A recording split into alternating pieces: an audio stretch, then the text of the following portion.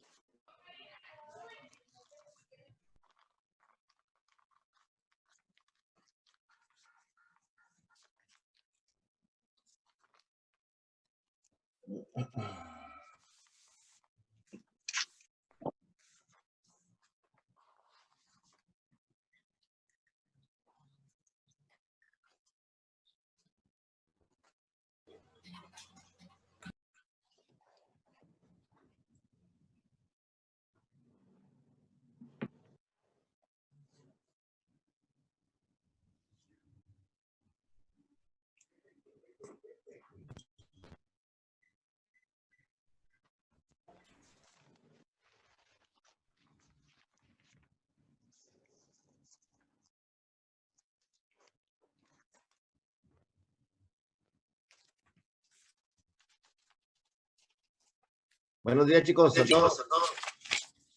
Buenos días. Vamos a iniciar la clase, chicos. Los que llegaron, llegaron, y los que llegaron pues van a llegar tarde. Nos quedamos ayer revisando la función del páncreas, la última glándula que va a integrar al sistema endocrino. Y la función principal de esta hormona, o esta glándula, perdón, chicos, es dentro de sus funciones, la más importante es la función endocrina, que tiene como fin como mantener el equilibrio de la glucosa en la sangre, ¿sí? Ya sea que por función de la insulina la disminuya o por función del glucagón aumentarla en caso de ayunos prolongados. Ayer más o menos dimos la instrucción de cómo se lleva a cabo ese proceso. Decíamos que esta glándula no tiene ninguna relación con el eje hipotálamo y hipófisis ovario. Es independiente, que es modulada por un sustrato que es el azúcar, que cuando la sangre pasa por el páncreas, según vaya de su contenido de azúcar, si falta, pues hace que aumente, y si está aumentada, trata de hacerla que aminore. Cuando estos equilibrios de aumento o disminución, chicos, se pierden, entonces los pacientes presentan trastornos importantes como es la diabetes o bien cuadro de hipoglucemia, es decir, desmayos por falta de azúcar en el cerebro, y entonces obviamente que puede generar serias complicaciones en las neuronas. Entonces decíamos que las hormonas del páncreas se iban a producir en una estructura que se llamaban islotes de Langerhans. Aquí les muestro un islote. Un islote es como pues, una isla. Una isla es un terreno rodeado de agua o una superficie rodeada de agua. Aquí un islote es un componente celular rodeado por acinos del páncreas. Estos componentes de color naranja son los que van a secretar las enzimas para la digestión de los alimentos. Sí, esa la comentamos brevemente ayer. Y en el centro, denotando esa especie de islote, se llama islote de Langerhans, tenemos los 4 tipos de células. Vean que hay tonos distintos de colorcito, donde cada una va a generar la hormona correspondiente. Sí, tenemos las células alfa, las beta y las gamma. Y ellas alfa, beta y delta. ¿Sí? Ellas van a secretar la hormona o inhibirla, ¿sí? Según se requiera la concentración de sangre en nuestro cuerpo. ¿Sí? Entonces, tenemos la insulina que se secreta en las células beta, la alfa va a generar el glucagón, y la delta van a generar la somatostatina, ¿sí? Nos importa mucho más saber cómo se integra la función de la insulina, chicos, con el glucagón, cuando el azúcar aumenta o cuando el azúcar disminuye. Ayer les puse un esquema, ¿sí? Donde estas dos hormonas son importantes, entonces, para regular esa concentración de glucosa en sangre. Normalmente no debemos tener más de 90 miligramos por 100 mililitros de sangre.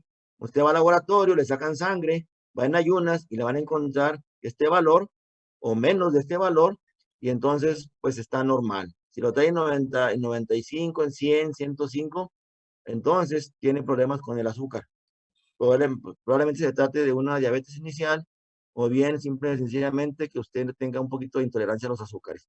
Pero ¿cómo se integra, chicos, esta función de estas hormonas pancreáticas? Ya saben que va a estar regulado su liberación por la presencia de azúcar en sangre. Si tenemos aquí en la balanza en el centro, algo parecido después de cuando hablamos de la paratiroides con respecto al calcio, era el mismo esquema, nomás que ahora es con la glucosa.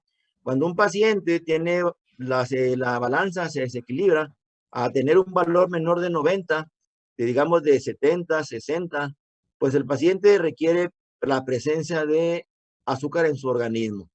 Pero si el paciente está en ayunas, sí, porque se va a operar o porque no tiene que comer o porque sencillamente no tiene manera de adquirir esa sustancia, entonces su sangre va a demostrar valores bajos de azúcar, ¿sí?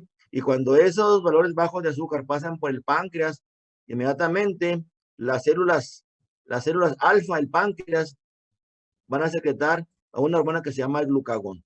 El glucagón es la hormona que se secreta en las células alfa del páncreas y va a producir, chicos, una vez que se libera esta hormona, pasa por la sangre y cuando pasa el hígado por la vena porta o por la arteria hepática, ¿sí? Vamos a ver que este hígado es un hígado que normalmente tenemos ahí reserva de glucosa. Sí, la glucosa no está como tal, como la molécula de glucosa, sino que existe en glucógeno, que son varios cientos de glucosa almacenada, y llega a esta glándula, le pide al hígado una poquita de ayuda, y ese glucógeno que está de reserva, sí, hace que se descomponga y de ese glucógeno se forme glucosa por un proceso que se llama glucógenolisis. Glucógeno es el glucógeno y lisis es destruir el glucógeno para formar glucosa. Y entonces, una vez que ese glucógeno se desintegra en glucosa, empieza a pasar a la sangre y en la sangre aumenta la concentración de azúcar que estaba inicialmente por debajo de 90 y empieza a aumentar.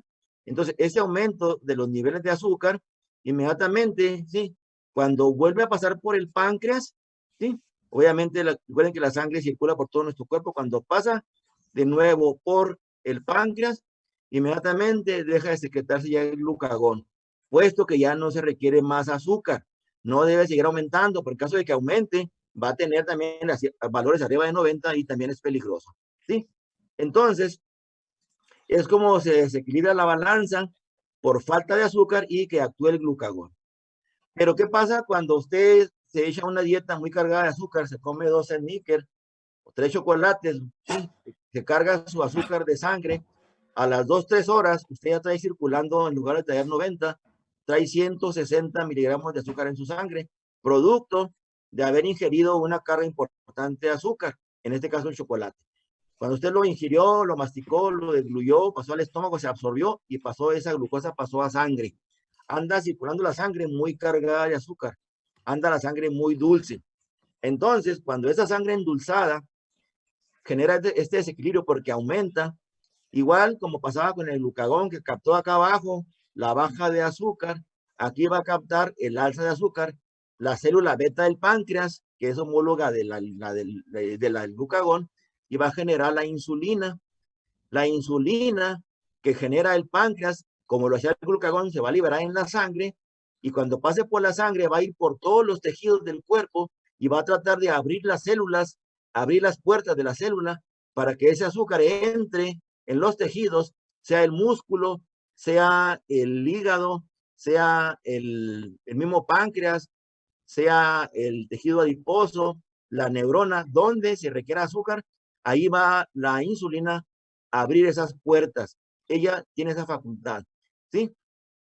Si todas las células ya se cargaron, ya no requieren la presencia de glucosa y sigue la glucosa aumentada, va a ir al hígado y aquí en el hígado va de nuevo a aumentar las reservas.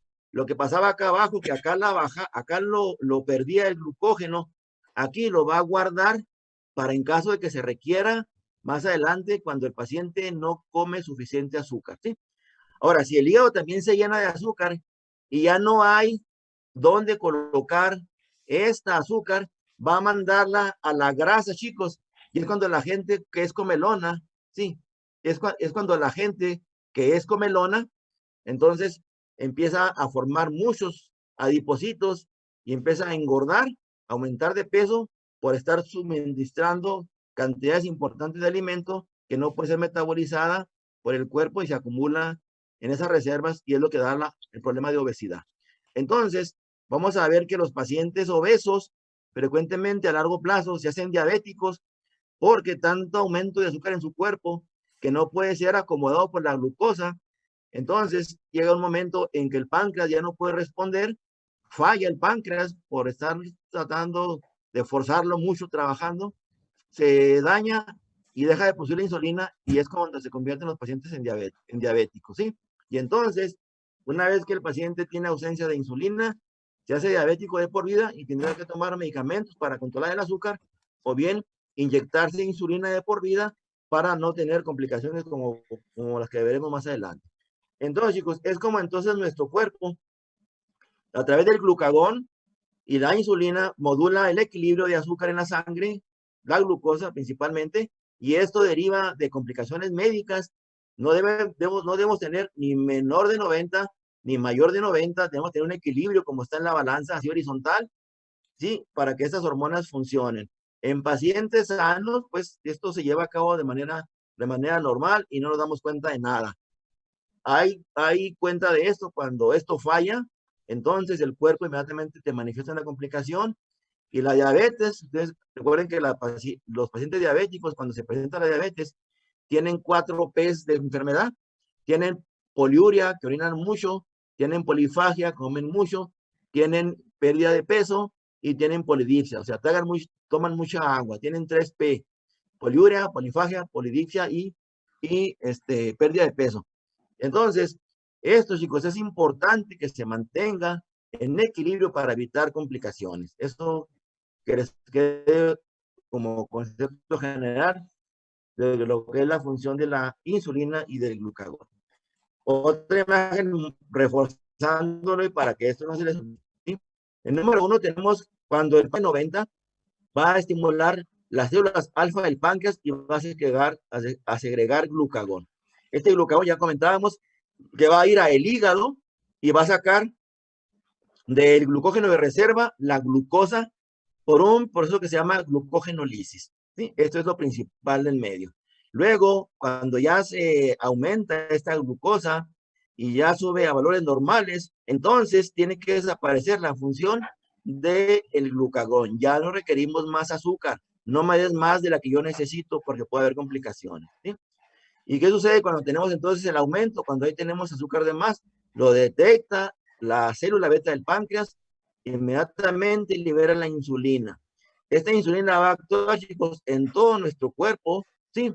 Para facilitar que esta glucosa se meta a las células, difunda y pueda darle a las células de alimentación la energía necesaria para producir el metabolismo basal de cada una de ellas según la célula que se trate, ¿sí? Entonces, también va a actuar en el hígado, metiendo al hígado, reponiendo lo que sacaría el glucagón, él lo va a reponer para que esas reservas, si saca 100, meta 100, etcétera, es un ejemplo, y entonces tengamos siempre una reserva de glucosa para cuando se necesite.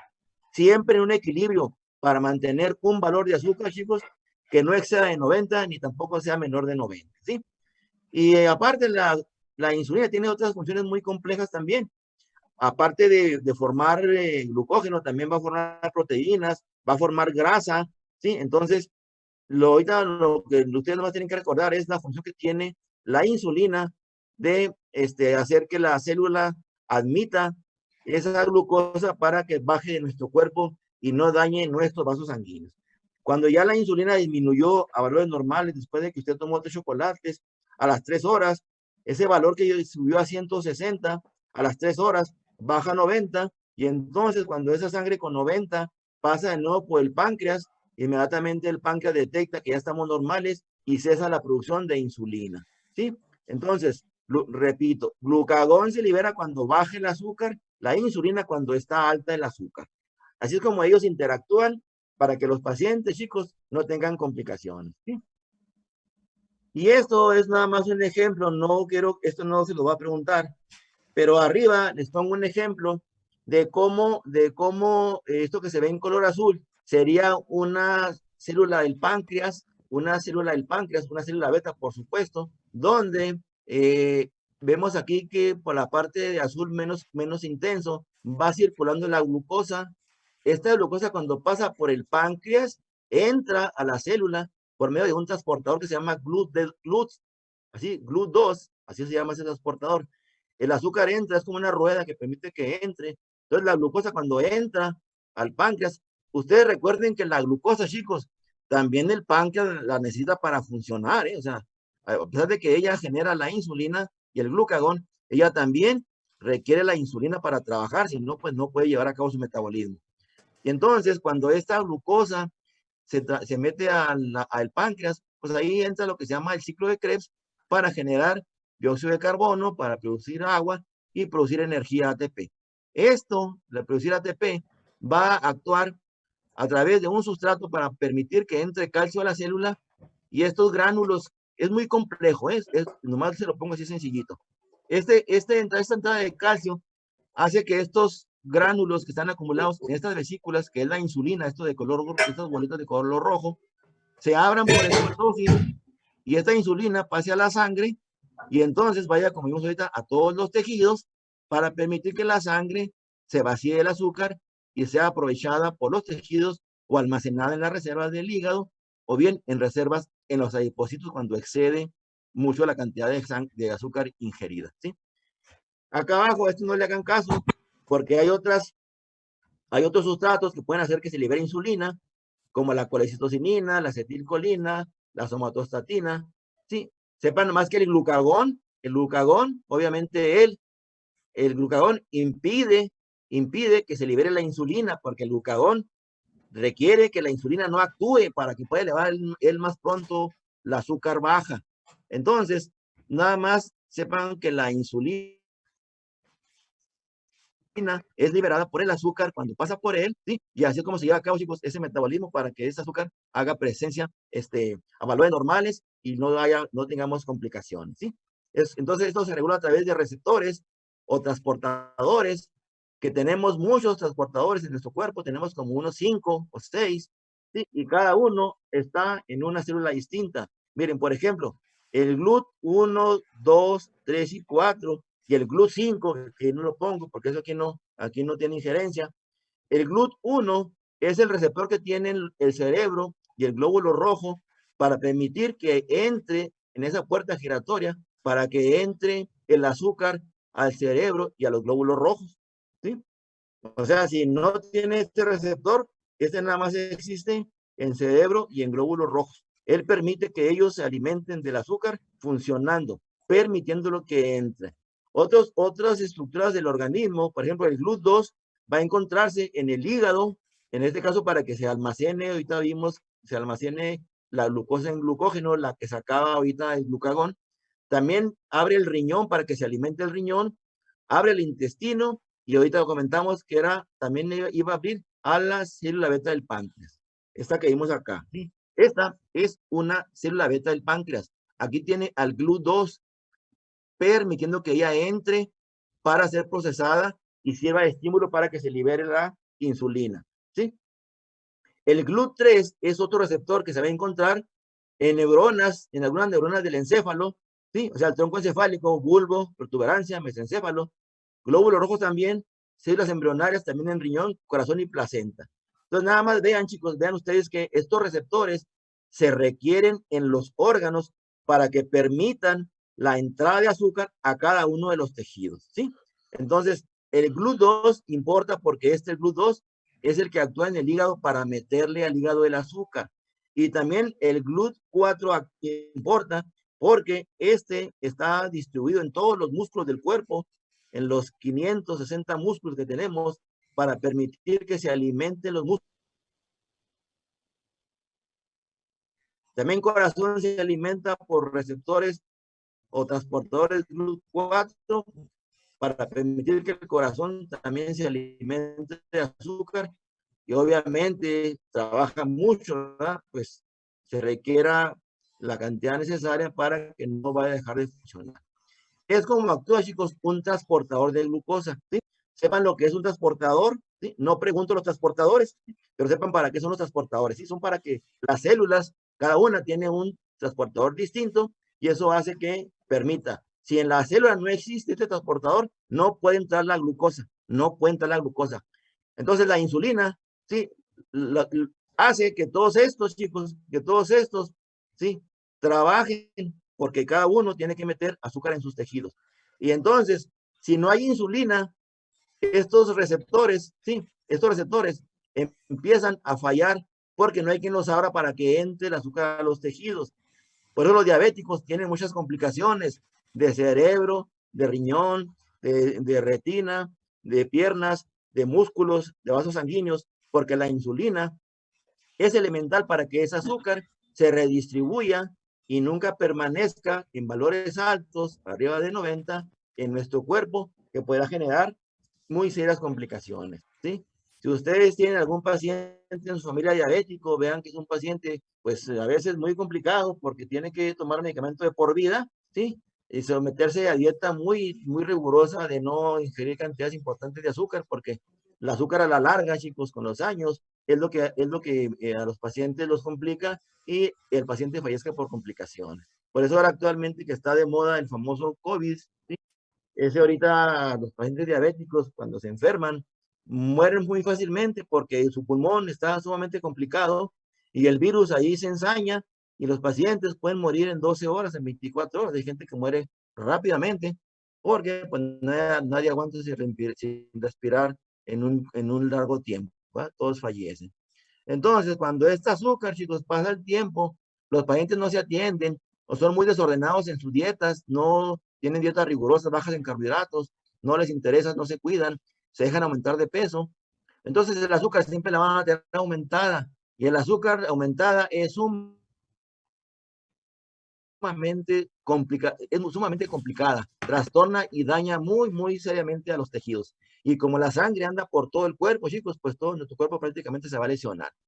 Por ejemplo, en el ojo, cuando los pacientes comienzan su problema de intolerancia al azúcar, vamos a ver, este es un ejemplo de una retina. Aquí, esto se ve en el ojo, en la parte de atrás, donde entran las imágenes a nuestro cerebro. Empiezan estos pequeños vasillos a trastornarse, empiezan a dilatarse, empieza a haber hemorragias, se calcifican o se acumula sangre, las células se ven afectadas porque la sangre no llega a los tejidos y empieza a morir poco a poco la retina y los pacientes van quedándose ciegos hasta que pierden completamente la visión, ¿sí? Este proceso puede pasar muchos años y cuando este proceso se hace muy severo, cae en esto. El paciente puede tener un desprendimiento de retina, tener una ceguera brusca o bien tener una fase avanzada donde hay una hemorragia interna del ojo, la retina se desprende y el paciente pierde completamente la visión. Esto no tiene remedio, chicos.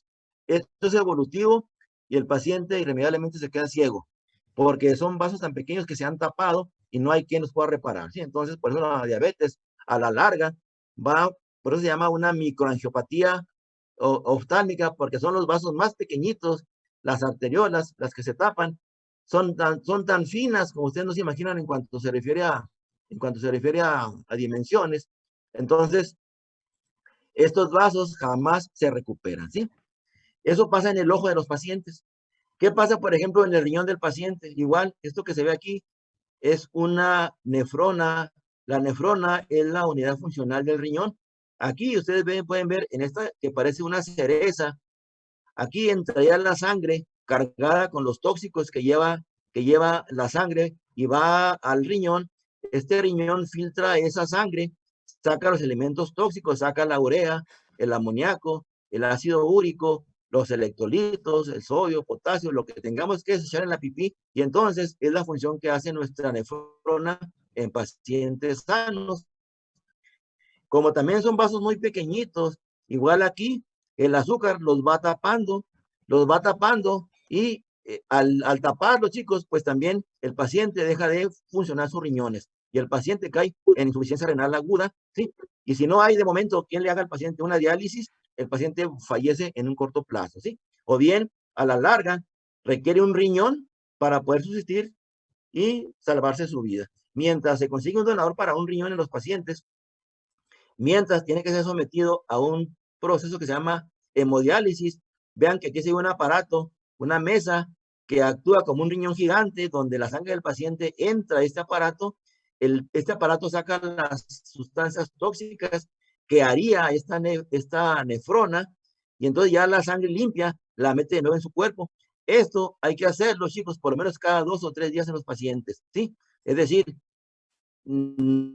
es muy complicado porque es un proceso que va en arterias y venas de la mano o del brazo, ¿sí? Y entonces, a la larga, el paciente tiene que hacerse una diálisis peritoneal, o sea, tiene que inyectarse en el vientre agua para que esa agua saque los tóxicos, si es que no se le pone pronto un riñón al paciente de un donador para que salve su vida, ¿sí? Entonces, vean que esto pasa en años, chicos, que el paciente no tuvo cuidado de haber manejado adecuadamente su glucosa, ¿sí? Luego acá tenemos arriba un cerebro donde los pacientes, normalmente los pacientes diabéticos, todos sus vasos se van tapando como ocurría en este pequeño vaso acá del ojo. Entonces aquí tenemos un cerebro, aquí viene una arteria del cerebro que también se va engrosando, se va formando aquí una placa de colesterol en los pacientes. Frecuentemente los diabéticos son hipertensos y tienen el colesterol muy alto.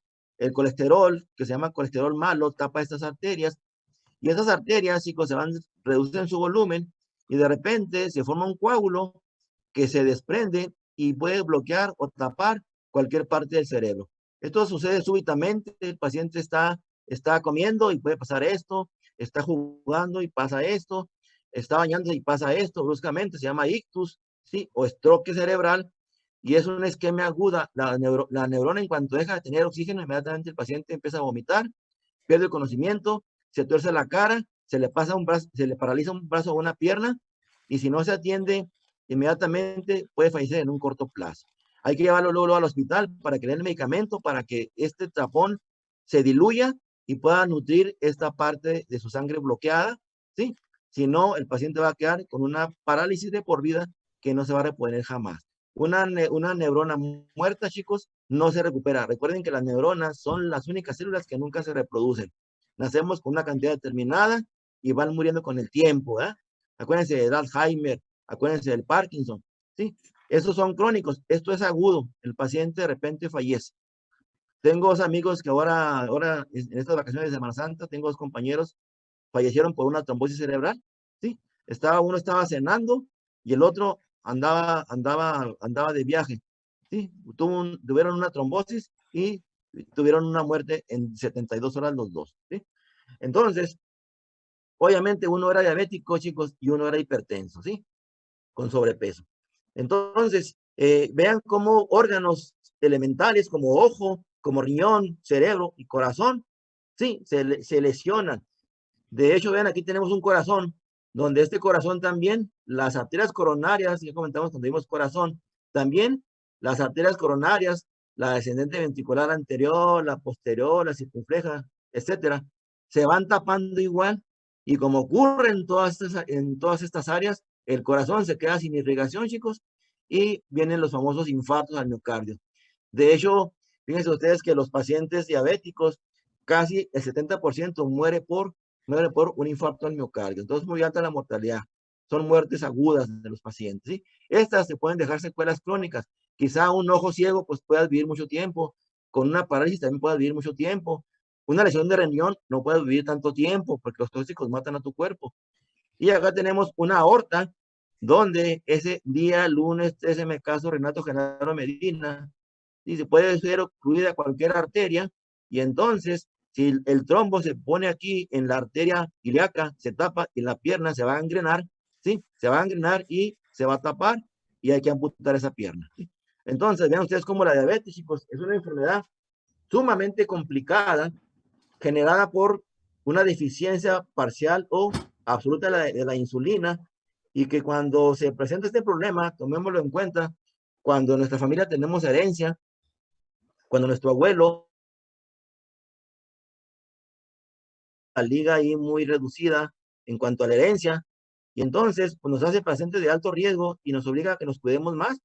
Si mi padre es diabético, ¿verdad? Y yo soy obeso, hay que bajar mi peso, tratar de mantenerme en forma para retardar la posibilidad de que mi herencia le pegue a una segunda generación o tercera generación de la familia y entonces no cargar con esto, porque la diabetes, chicos, es una enfermedad que se presenta en muchos casos a nivel mundial, hay muchos casos de diabetes. México tiene un lugar muy importante de gente con diabetes, casi la mayoría de los pacientes que han muerto por COVID son diabéticos, casi todos, ¿sí? Cuando no son diabéticos son hipertensos, son obesos o asmáticos o problemas de riñón.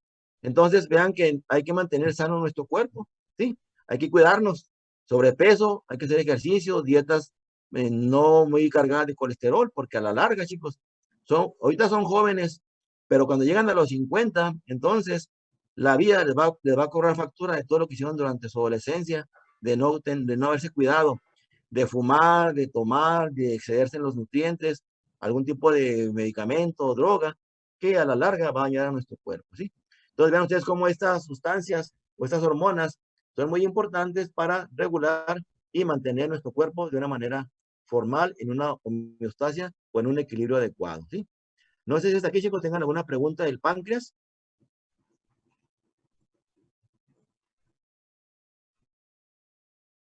¿Más o menos?